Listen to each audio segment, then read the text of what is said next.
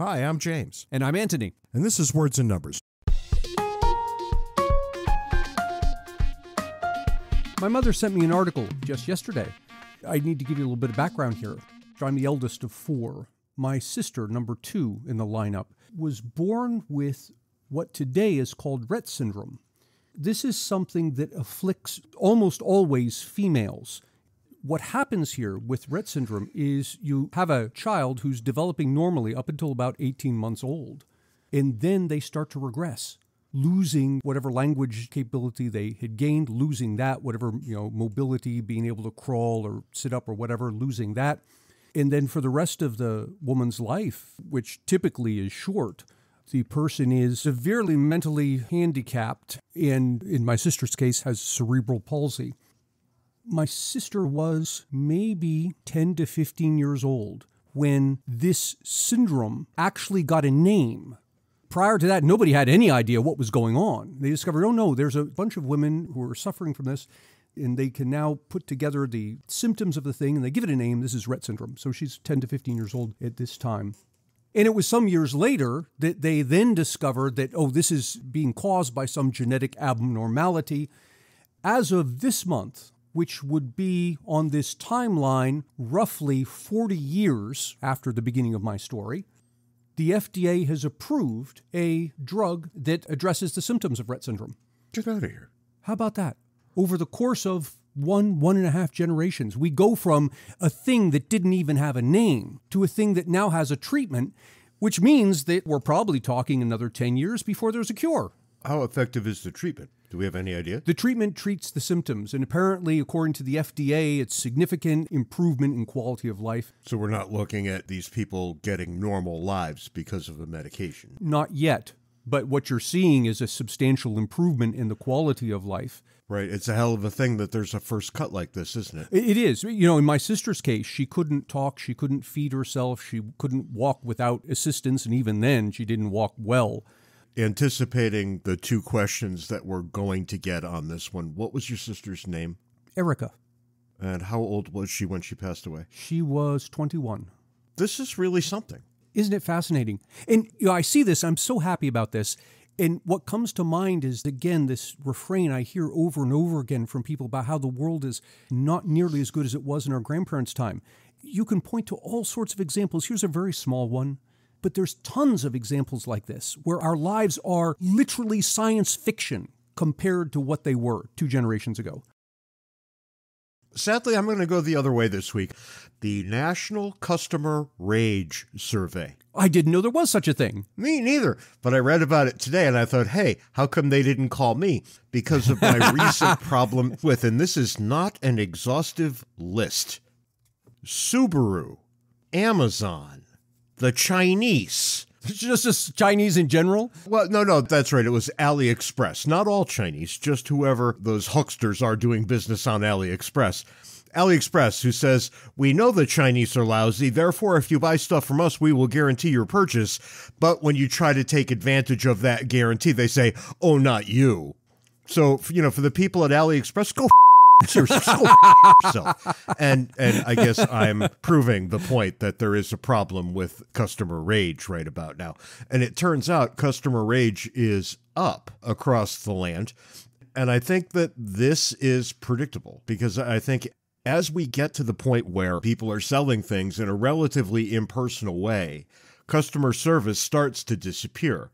In order to actually speak with a human being, you have to be so far down the line in the customer service chain that that's the last step. Right. And when it's the last step, what are they told to do? They are told to tell you no, which means you explode with rage the minute you hear no, because you've already wasted more time than it's worth. Right. By the time you get to a human being, you're already an hour or more in.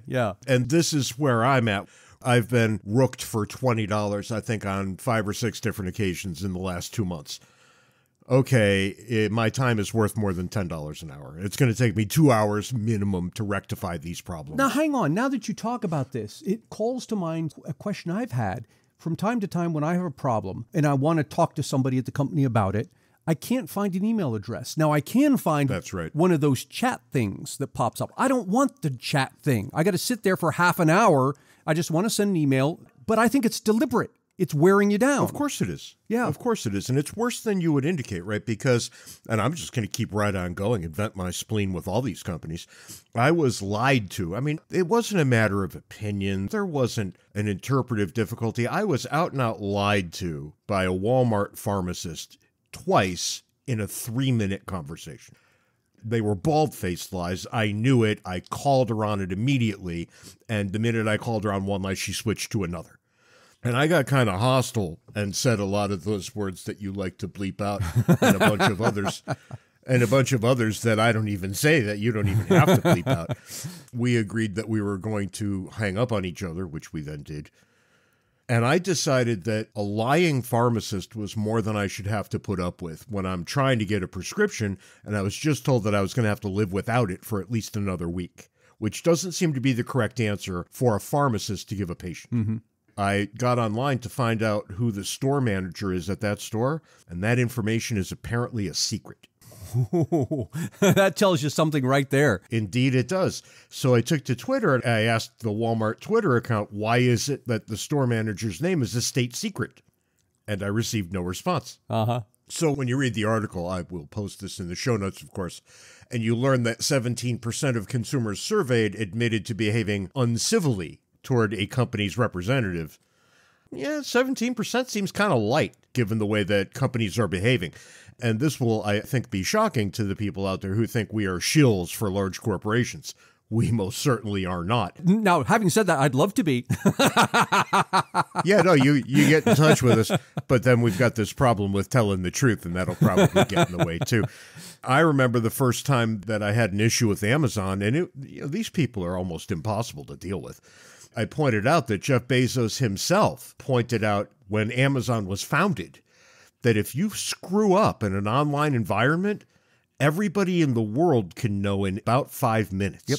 It's not like the old days when if you mistreated a customer, word was going to have to filter all throughout, the greater metropolitan area before it impacted your business. Right. It's not that anymore. And I never could get anybody at Amazon to comment on Bezos' observation. Which seems kind of funny. But, let's face it, customer service at Amazon has gone into the toilet in the past 2 or 3 years. I still buy things from them. I just have to deal with their chatbot quite a lot of the time, right? And therein lies the rub.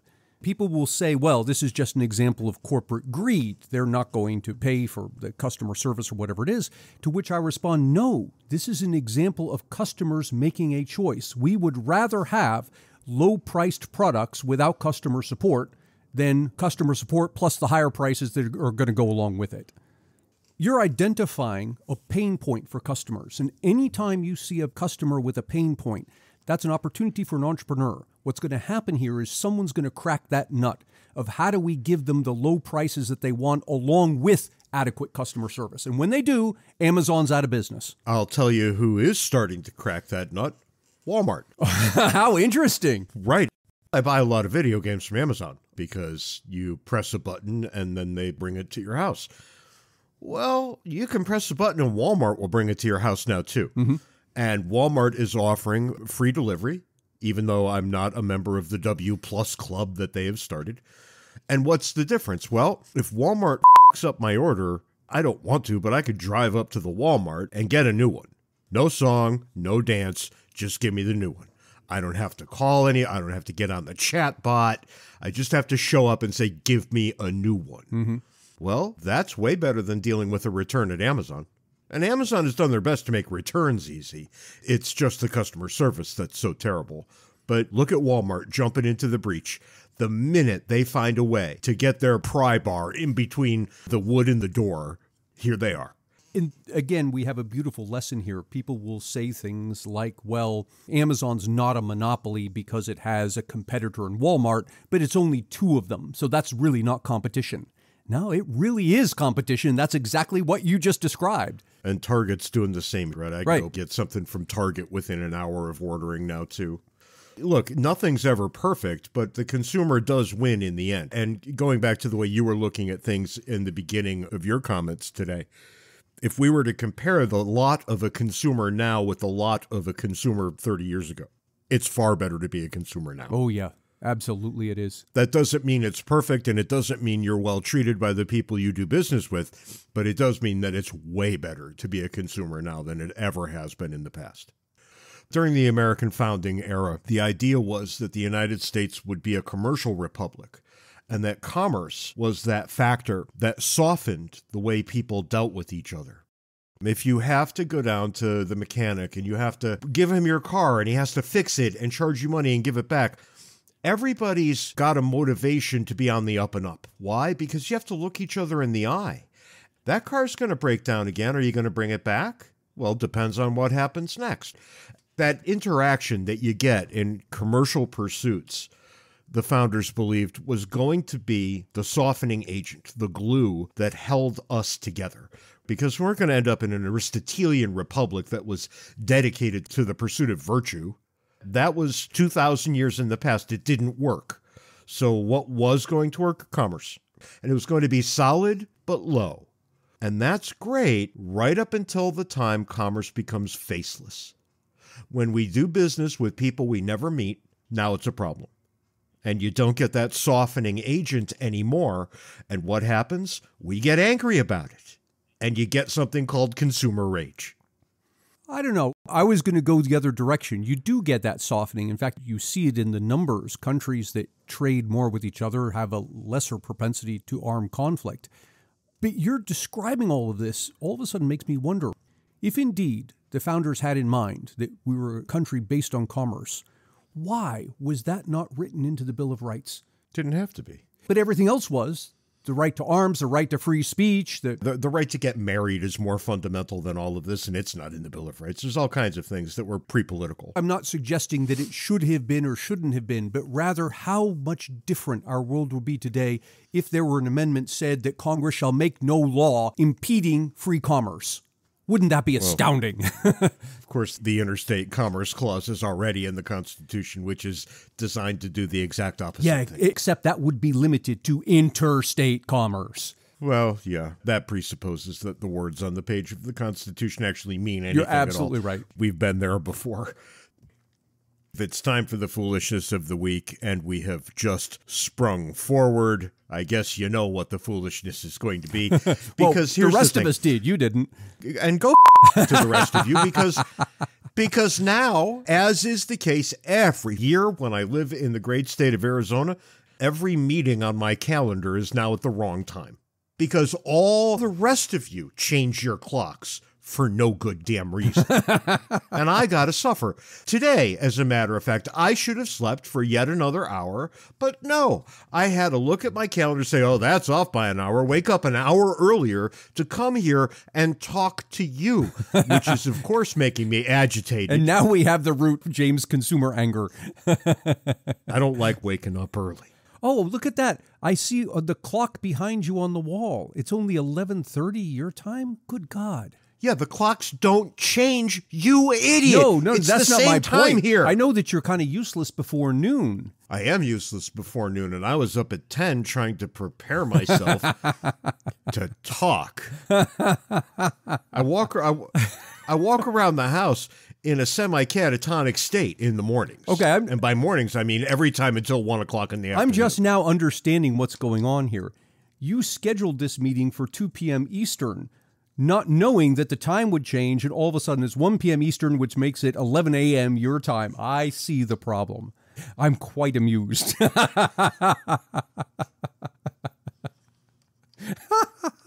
I wish this were video and everyone could see your face. You are so going to get hit. I'm going to punch you so hard when I see you again. You forget, I don't walk with a cane anymore. I'm dangerous again. I'm going to punch you. Maybe I was more dangerous when I was walking with a cane. I was actually allowed to walk through airports with a weapon in my hand. Nobody even asked. Nobody even looked twice. You had a weapon at hand, but you couldn't wield it. Now that you can wield it, you're not allowed to have it. Well, I can have it. All I have to do is fake up a limp. I don't even have to do that. I don't think the TSA would recognize. Anyway, back to the point at hand, TSA. My friend Bill Shugart writes a very lovely article for the Independent Institute saying, make standard time permanent, which couldn't be a better idea. Does anybody really think we make days longer? Yes, I'm sure people do. Then people are beyond stupid, because the day is as long as the day is. And that's just how it works.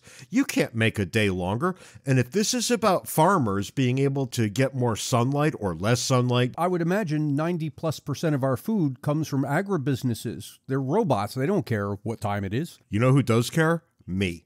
I care. Just for the love of God, what the hell is wrong with everybody that twice a year we look up and say, I have an idea. Let's make time incomprehensible for the next week. What a pain in the ass. See, if I'd known you were going to talk about that, I would have looked up polling numbers. I wonder how many Americans are in favor of revoking this time change. I would not at all be surprised at 60% plus. The National Conference of State Legislatures, ANT, reports that 18 states already have approved legislation making daylight saving time the year-round norm. Several others are considering the legislation. But the states can't move forward because permanent daylight savings time is inconsistent with the Uniform Time Act of 1966.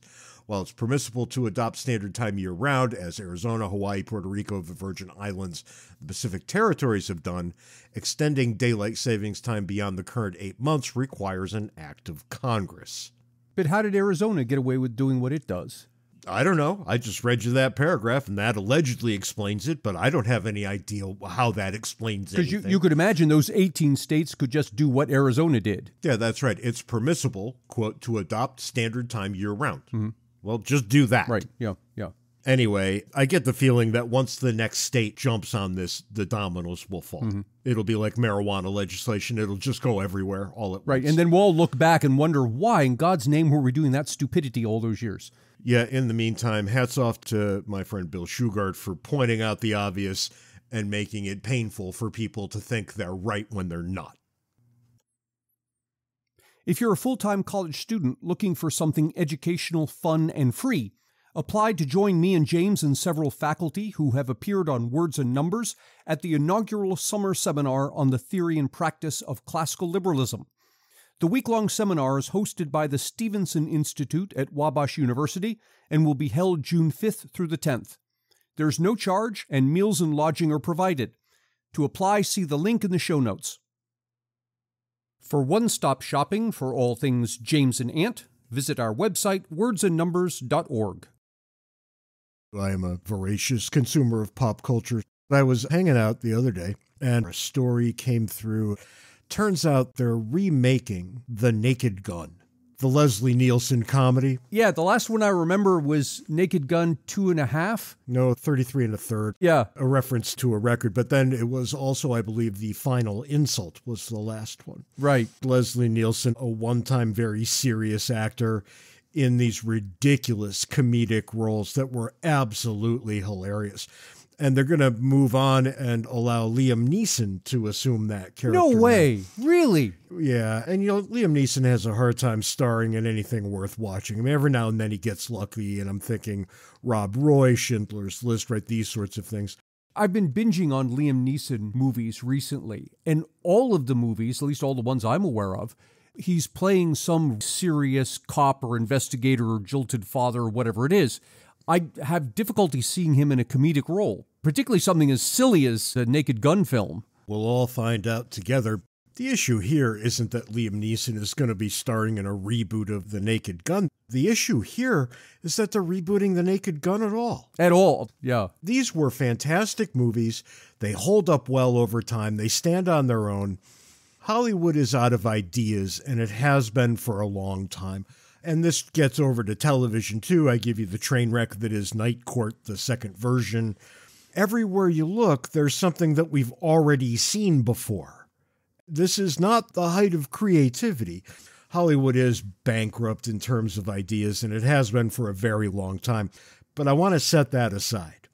There's another deeper reason that this keeps happening, and of course, you and I both know as partisans of markets that we get what we want.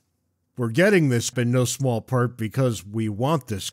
And there's a very strong nostalgic pull to the things of our past.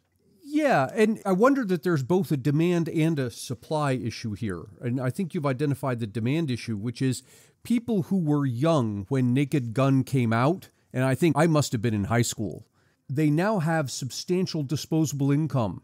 And so something like that will tug at their nostalgia, and you'll want to go back and see it. And I think that's definitely on the demand side. But I think there's a supply side argument as well, which is, as time goes by, it becomes more and more expensive to make films.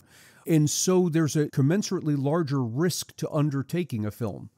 If you're going to spend tens of millions of dollars making a film, make one that comes with some pedigree. Your risk is lower than striking out with something new. The risk is lower, but it's not non-existent, and these people keep finding ways to absolutely up sure things. And that's the other thing. They ruin quality films. I was talking with my daughter about this kind of thing the other day. I was reminiscing about all the times I saw people try to remake or reboot something like Casablanca. What are you thinking? There's just no point. And yet people do it anyway. There are comic store kids. I was a record store kid. I remember being at the record store. It was an independent record store back in Waterbury, Connecticut, called Brass City Records. My good friend Walt Quadrado was the owner. God rest his beautiful, beautiful soul. I was hanging out with Walt one day, and this was back before computers, of course, and he used to get these magazine-style things, and he would flip through, and he'd decide what he's going to order for the next month to stock the store with. And he said, "James, you're never going to believe this, but disco is coming back." I thought, oh, sweet Jesus, no. I said, please, God, no. And he said, and you're never going to believe this. It's coming back as nostalgia. Yeah, sure. People who were young when that was loosed on the world were all of a sudden old enough to afford re-releases and box sets and things like this. And here came the marketing department. I grew up in the 80s, and I've long been of the opinion that 80s music was just better. And of course, I understand there's a nostalgia component, and that's probably what it is. No, look, it's actually not. You know I'm a musician, and you know I'm a student of music. 80s music was significantly better. Well, that's the interesting thing. I had this conversation with some 20-something-year-olds recently, and actually they raised the topic, and they were saying that they believed that 80s music was better. Yeah, most young people, when they say classic rock, now that's what they think of. Right. In our day, classic rock was 60s, 70s. It was the Woodstock era. Sure. And those performers that were in our minds classic rock. And I spent the better part of the day driving around Tucson, believe it or not, listening to Creedence Clearwater Revival, something I don't do ever. I don't think I've ever done that. And it was so enjoyable to hear the songs of Creedence, which populated the radio when I was very, very young. Mm-hmm. And there's always something that will get you. People are well aware that I have a long-term love affair with the band Marillion, and the reason why I like them is because they never became a nostalgia act.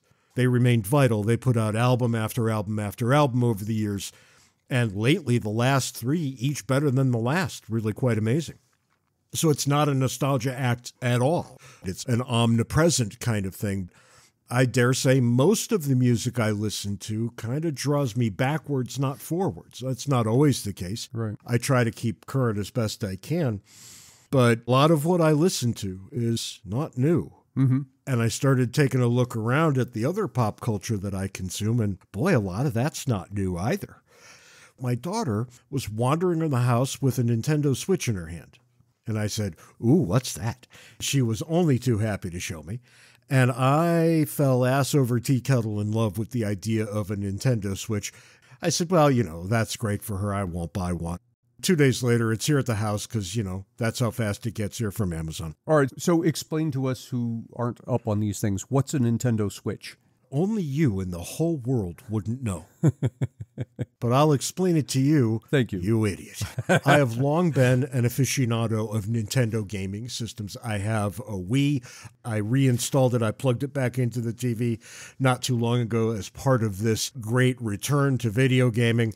I have a PS3, and I would love a PS5. But for $550, Sony, seriously, I just can't do it. For the amount of time I spend playing a gaming system like that, I can't justify the cost. I plug in the Wii and those cute little Nintendo people populate my screen, and I can pick up one of those nunchucks and one of the Wiimotes, and I could be playing a game at full throttle in about 2 minutes. No learning curve whatsoever. And this is one of the reasons why I love Nintendo the way I do. Their games are designed for both old people and young people. And you would think you couldn't hit that mark, but you absolutely can. And I got the Switch, and it's called a Switch because you can play it as a handheld device in your lap sitting on the couch, or you can put it in a dock and play it on your TV. Best of both worlds. I bring it with me when I travel, and it makes me far less murderous when I'm on an airplane and American Airlines is stranding me in one airport after another. I can sit down and play some Mario Kart and really be quite amused. I discovered this much later in our relationship. I'm guessing maybe 10 years into knowing you, that you were into gaming. Because I'm also an avid gamer, but you and I fall on opposite sides of the fence here. I have never had any toleration for console games. I'm 100% PC, always have been. I can't even imagine doing that to myself. I used to go to the arcade and I used to play Donkey Kong, and I had one of the Nintendo Entertainment Systems, the NES.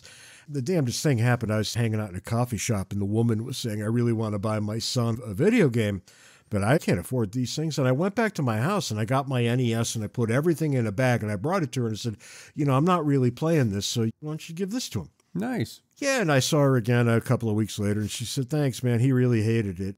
Oh, no. And all these years later, I wish to God I still had it. But here's the thing. There's this giant nostalgia market that I can't see how it's legal. You can go on Amazon right now and buy a little box that's shaped like an old Nintendo system, and you could hook it up to your TV with an HDMI cable. Then you can plug in a wireless controller and sit on the couch, and you can have 117,000 video games. On my side of the fence, there's a thing, I haven't used it in a while, a MAME emulator. And then I can download in software version all these games you're talking about. The MAME emulator is for arcade games, and I've got it on the thing on my TV because I didn't want the GameCube and the PlayStation 2 stuff. I really didn't even want the PS1 stuff, although I'll play it. I wanted the Nintendo stuff, the NES, the SNES. Mm-hmm. I wanted the MAME arcade stuff.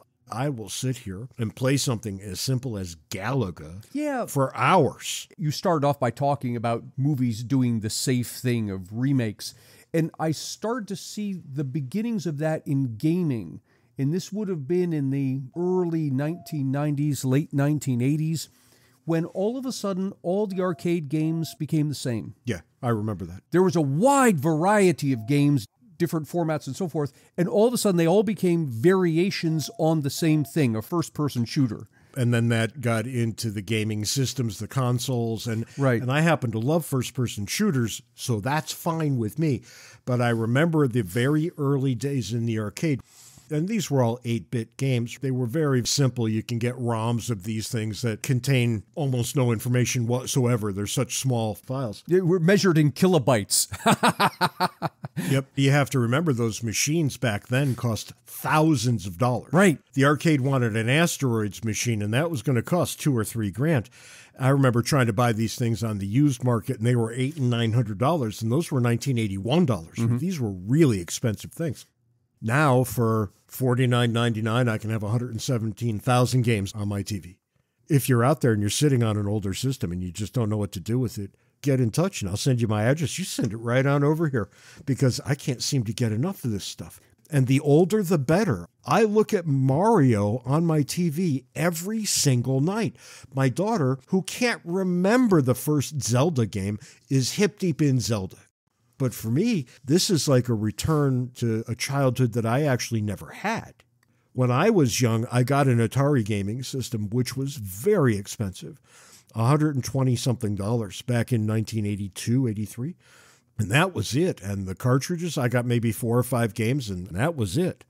A friend of mine is building me, and hats off to you, Lance, if you're out there listening, a Raspberry Pi system, which will be a very clean install of every single thing I ever wanted without all the duplicates.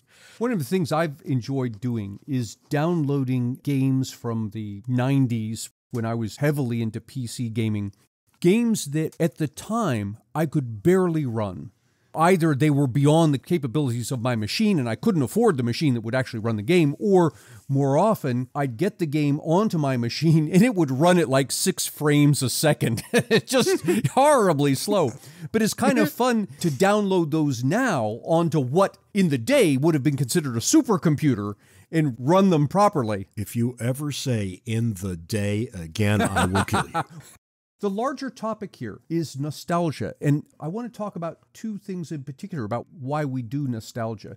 One, in my opinion, is the memory. We remember good things better than we remember bad things. And so... Well, thank God. Exactly, thank God. If anything, it's a defense mechanism. But consequently, when we're remembering things necessarily, there are good memories associated with it. So I think that's one part of nostalgia. I think there's another part which is more objective. And that is the bad music, the bad games, the bad art doesn't persist. Someone said to me years ago, isn't it interesting how hundreds of years ago all the music was good? I said, no, it wasn't. That's idiotic. The only music that's been saved for posterity is the good stuff. The other stuff's been long lost. That's right. And that's actually changed. We are saving now. Why? Because we can. Functionally, we have limitless storage. Yeah. I can have every video game that you can name up to the PS2 era on a 128 gig card. The card I'm recording this podcast to is bigger than that.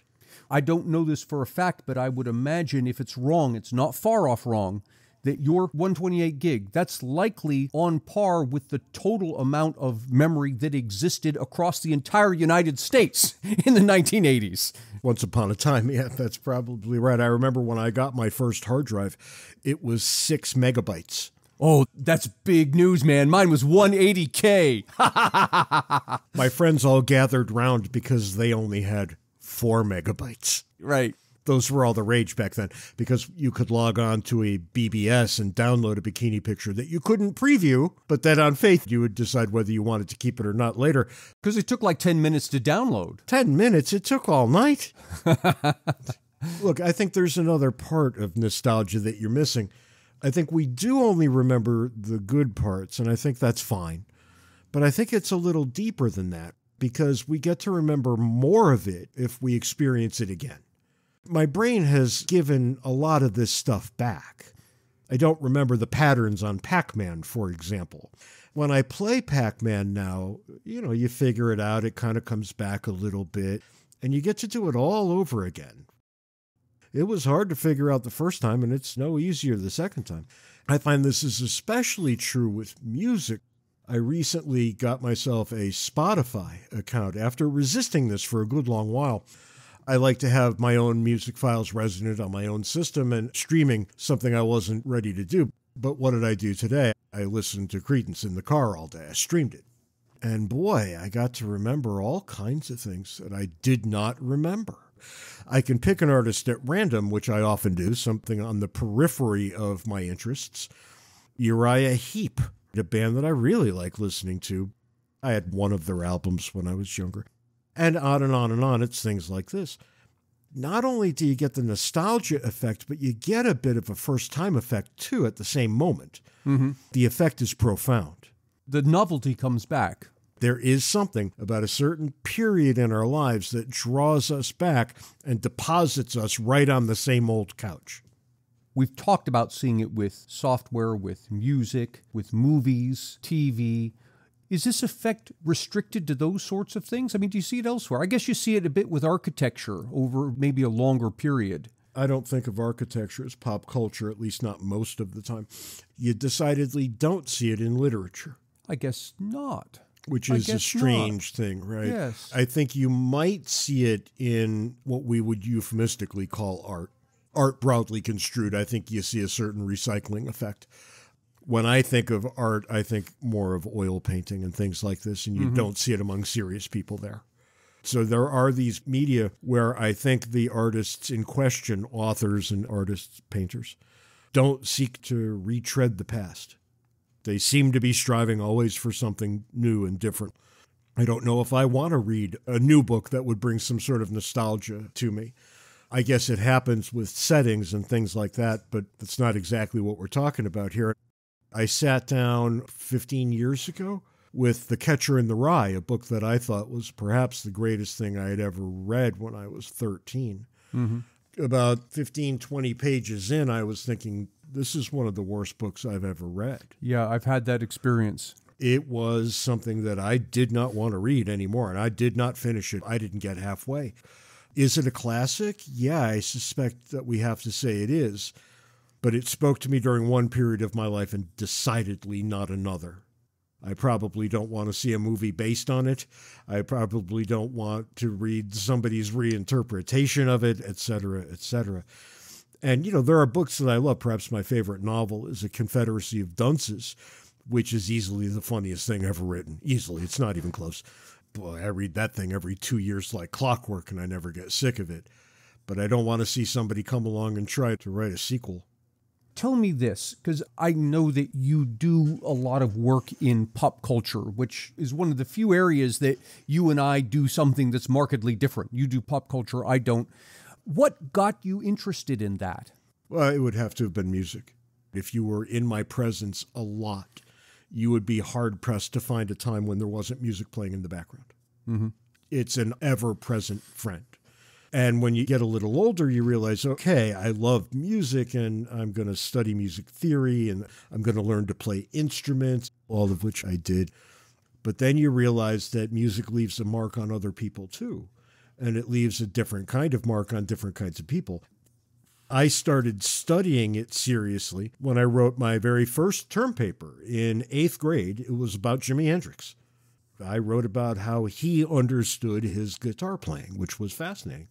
And the next term paper I wrote was in high school, and it was on music history, the social impact of music over time. I read a lot about war songs, both pro and anti. So you get a very different kind of thing in World War II than you do in Vietnam. What are those pro-Vietnam War songs? You're going to have a hard time finding those, right? But you'll find even World War I over there. I was shocked at just how moving music often was in ways that people barely perceived. And I asked myself what other kinds of things that they watch or listen to move them in ways that they don't exactly perceive. And I came to the conclusion that it wasn't anything to do with the Supreme Court or Congress with the Civil Rights Act. The race in the United States changed for the better when white kids listen to black music. Black kids listen to white music. Sure. And then it was just music. And then we all watched the same movies, and I could go watch a movie with a black cast and never think twice about it. Or watch what was called black TV at the time, but I thought The Cosby Show was just TV. Right. We have to make allowances then because we didn't know about Bill Cosby's activities so much. Nonetheless, you take the larger point. People who did not know each other came to know each other through pop culture. Their hopes, wants, and desires came to be formed in ways that they barely understood when they watched things and listened to things. And these things utterly transformed their lives. They utterly transformed all of our lives. I was just a boy sitting in his bedroom in Connecticut listening to 45s. The songs that I heard then became the soundtrack of my life, which got me thinking about the other people and their soundtracks and what all those soundtracks meant when they were different and yet they were the same phenomenon. And that's, I think, what brought me to this. It was this great intellectual curiosity about something that I absolutely loved on a visceral level. So you're describing pop culture as bringing us together, and you used, which I thought was a beautiful turn of phrase, that there was black music and white music, and now there's just music.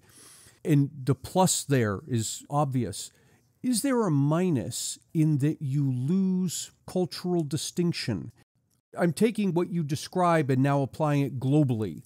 Do we reach a point globally where we're all listening to the same music and cultural distinction disappears? I think one of the best things I ever wrote was about exactly this. I formed my opinion when I wrote it. I called it It's a Boutique World. No matter what thin slice of things that you're interested in, you can go find it and interact with other human beings now who are interested in only that little slice of the world too. Mm-hmm. Before you know it, what do you give up? You give up that big giant thing that we used to call American culture, for example, but this would apply globally as well. And yet If you look at American culture, you get this great homogenization where the vast majority of people, at least for a certain part of their lives, listen to the same garbage music, watch the same garbage TV shows, and watch the same garbage movies. And we all watch them, and we think, you'll grow up one day, pumpkin. And yet they never do, at least en masse, right? Because this keeps getting made year after year after year. Looking back on it, Britney Spears now seems to have been a monumental talent compared to the crappy performers that we're looking at. And yet I started with Marillion, and these boys are musicians par excellence. They exist because they have a very boutique market that they have created. I've invited their manager, Lucy Jordache, to appear on this podcast many times.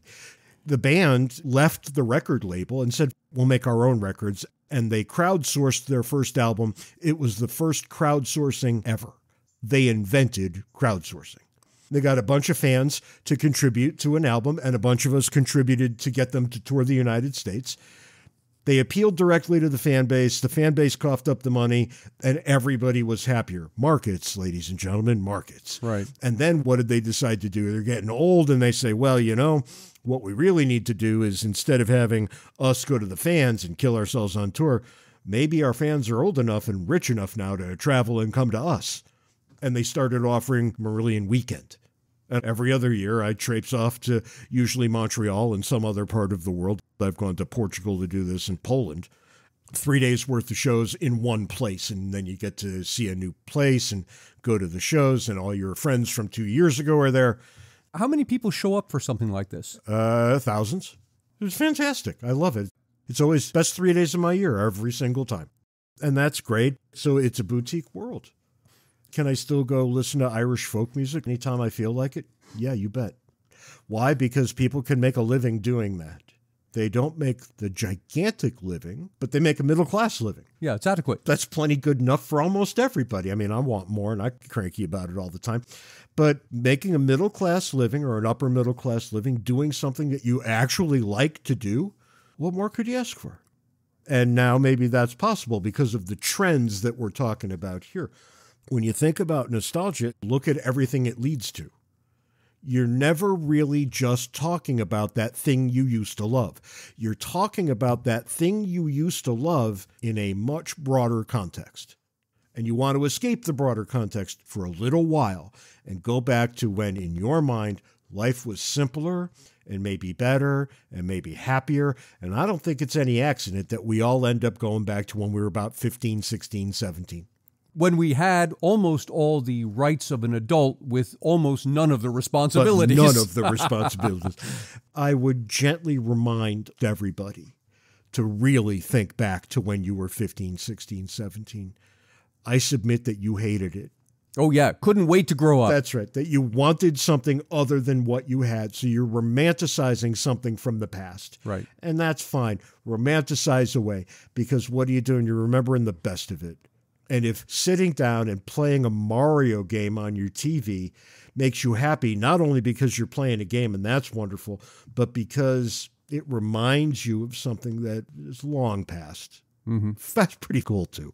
I've had the experience you're describing, not with music or games, but with, of all things, my hometown, Williamsport, Pennsylvania. I've been there with you.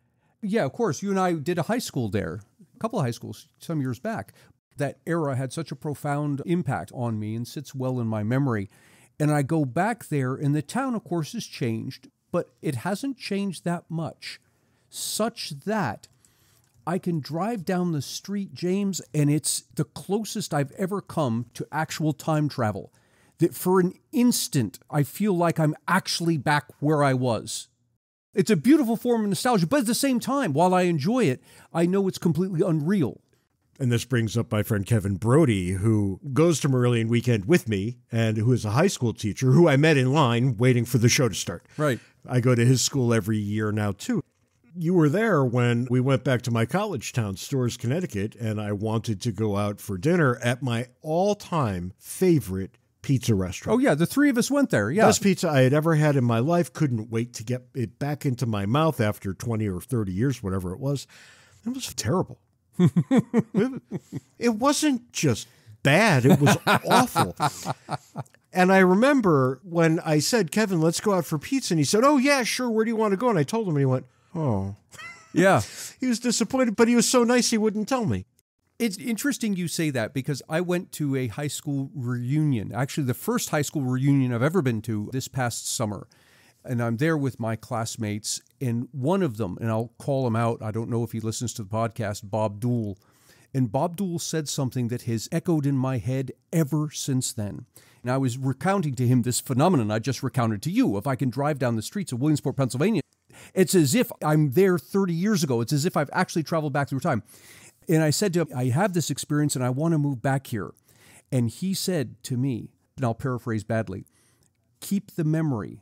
But if you come back here, you will destroy it because the reality is not what the memory is. That is exactly right. So to your pizza. This also happened when I went to your hometown. And it wasn't Williamsport so much as the neighboring town of Montoursville, as I recall.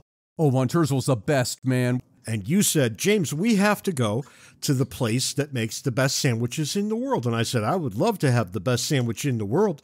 That sounds wonderful. And we got there, and I was treated to a sandwich that strove to answer the question, how many different ways can you ruin a sandwich?